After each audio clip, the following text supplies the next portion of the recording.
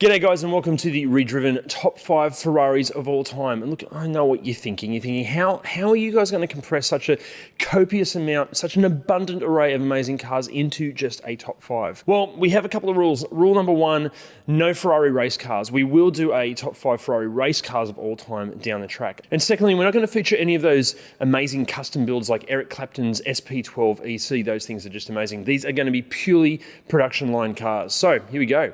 Our top 5 Ferraris of all time. In 5th place, it is the 2013 LaFerrari. Arguably the holy grail of the holy trinity of recent hypercars, Ferrari's first hybrid road car, the LaFerrari, is mind-boggling in every sense. The 6.3-litre V12 and 2 electric motors running a Formula 1-sourced KERS system puts out 963 horsepower and nearly 900 Newton-meters of torque. Now, this might not sound quite as impressive today when a Bugatti Chiron puts out nearly 1,500 horsepower, but remember, a LaFerrari weighs around about 500 kilo less than the chubby Bugatti. Plus, just look at it. The pictures look good, I know, but these things in real life, they'll take your breath away.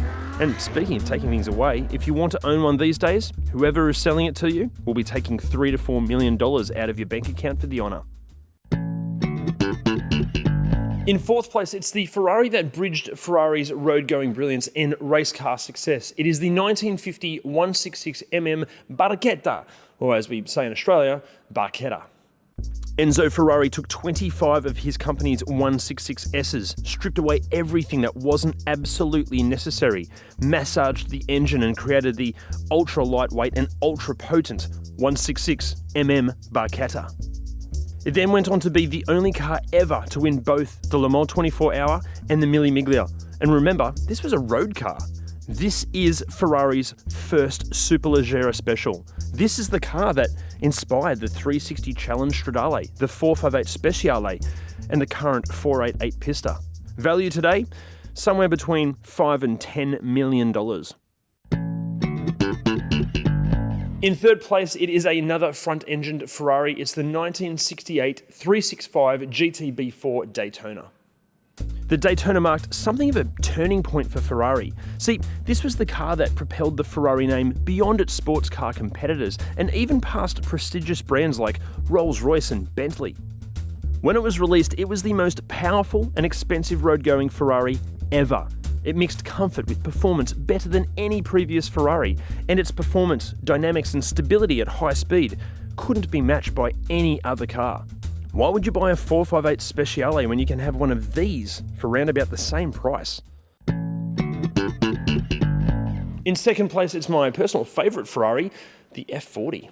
Famously, the last Ferrari produced under founder Enzo's reign.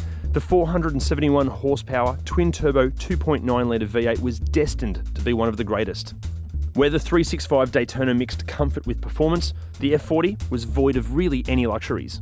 Even its fit and finish was questionable, but its brutal performance and mix of sheer terror and raw excitement when driving more than distracted from the lack of creature comforts.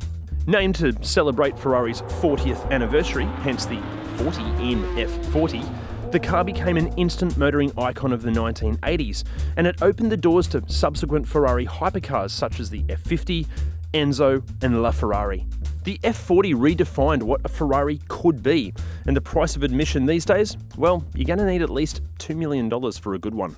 Before we get to number 1 place, do us a favour, hit like, please subscribe to our channel, and make sure you hit the bell icon to turn on notifications. And hey, why not follow us on all the socials as well? And in 1st place, and look, if you are a Ferrari fan, I'm sure you saw this one coming, it is the 1962 Ferrari 250 GTO.